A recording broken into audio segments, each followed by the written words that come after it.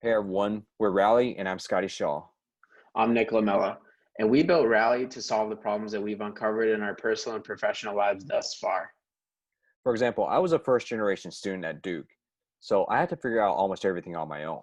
For example, what city is Duke in? How do I even get there? What do I bring to campus? What class should I take? How do I study? What resources and opportunities are there available to me? How do I find a job? What's a job fair? How do I get into the real world and succeed?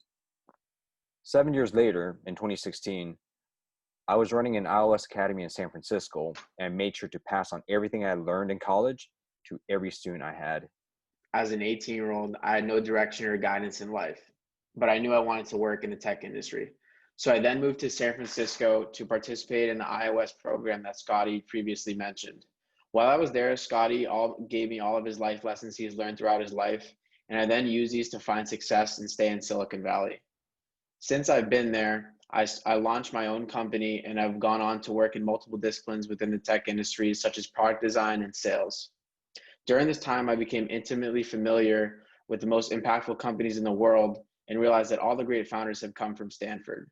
So I applied for the Stanford Lead program and jumped at the chance to join the Lisa Startup Accelerator.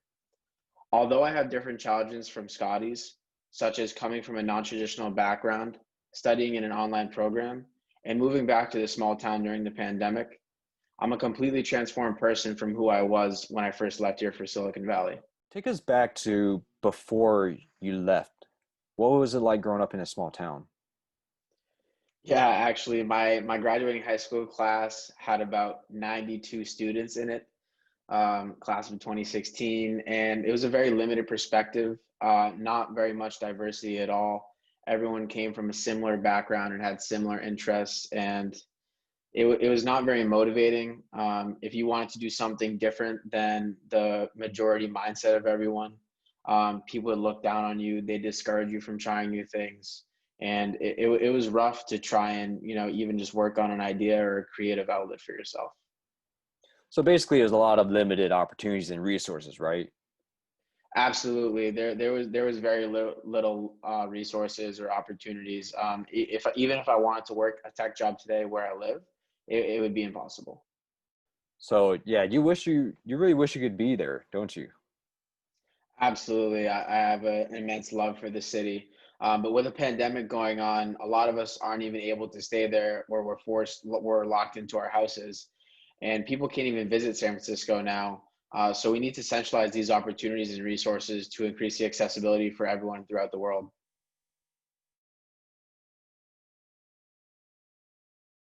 We would like to solve the problems we experience in our own lives for all the students today, especially since they're dealing with a global pandemic and an incoming recession.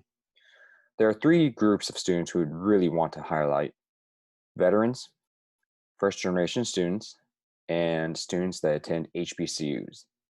Unfortunately, for these types, they have significantly harder challenges to overcome than the usual students that go to college.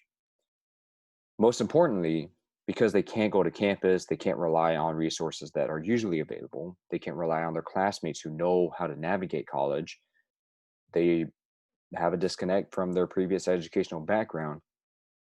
A lot of times, they're now stuck at home struggling to navigate their situations.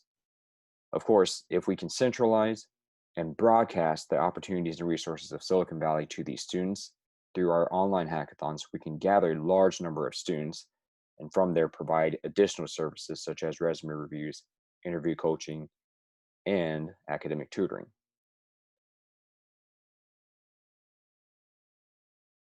Our solution prototypes have been successful.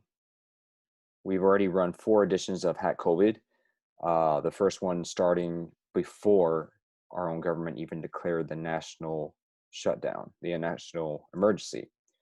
More importantly, that led to us being involved with the European Commission working on their project, a 30,000 person hackathon called EU versus Virus.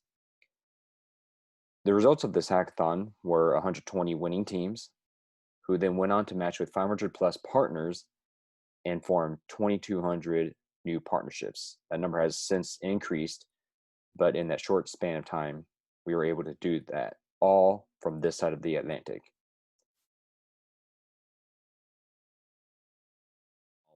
for our current iteration, our current solution, we're partnering with Vets in Tech, an organization based in San Francisco supporting veterans. And they have a lot of major partners and sponsors who are willing to help out: Google, Microsoft, LinkedIn, Cisco, Adobe. Our strategy is to work with Vets in Tech to support veterans, but more importantly, they are a proven name with veterans. These companies that have supported them before, by supporting our event, they will help us reach out to all the high schools and colleges. From there, we can gather large numbers of students. In fact, we already have advisors coming in from the Duke Fuqua School of Business, Salesforce, the Congressional App Challenge, IBM, the World Economic Forum, the Harvard Medical School. And we've just started recruiting. We've just signed on with Vets in Tech a week ago. With all that progress made already, we can make a lot more progress very quickly. And from there, our profit model can come into play.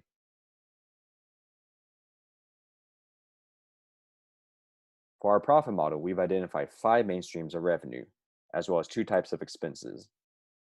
Both types of expenses focus on user acquisition, which means by relying on hackathons, as proven by our solution prototypes, we can use sponsorships to reduce our costs down to 0.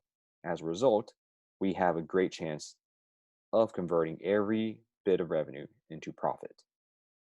To recap, we're solving problems that we experience in our own lives for students today. The experience I had as a first-generation student graduating to a recession, that Nick had coming from a small town, studying online. These are problems that we can solve, and we will be able to do so for a large number of students that we can acquire through our hackathons. Our solution prototypes show that we can gather a large number of people very quickly. And our profit model shows that we can do this for almost no cost. As such, what we're asking for is everyone's support in connecting us to more companies who can provide sponsorships, as well as advisors who can advise us through this process and help us gain more speakers to attract more students. Of course, if there's any investors who want to work with us, we would certainly welcome your support. Please visit RALLYtoUS for more information or email us directly. Thank you and have a good day.